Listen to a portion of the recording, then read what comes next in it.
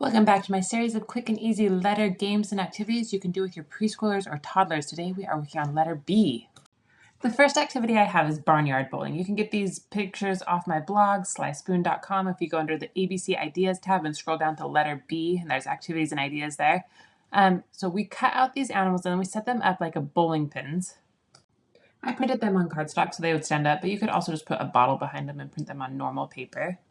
And then we used whatever balls we could find to bowl them over. My son loved this one. The biggest shortcoming was it was a little bit of work to stand them up between every round of bowling, but it was fun, and it was a fun way to talk about barnyard animals.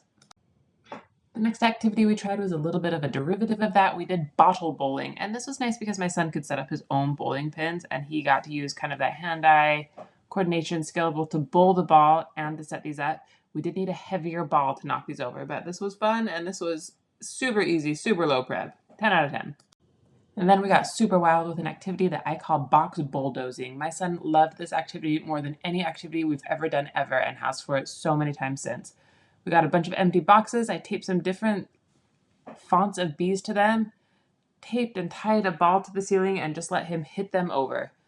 This one, if you've got a real wild child, I don't know, but my son, this is maybe one of his happiest activities we have ever done ever.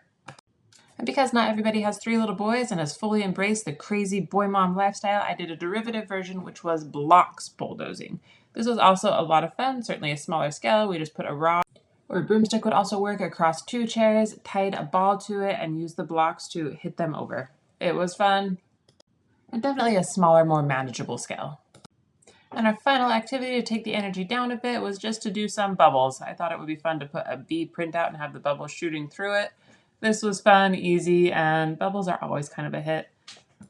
If you like these or you're looking for more fun and easy letter activities you can do with your preschoolers or toddlers, be sure to like, comment, follow along, and let me know what you think.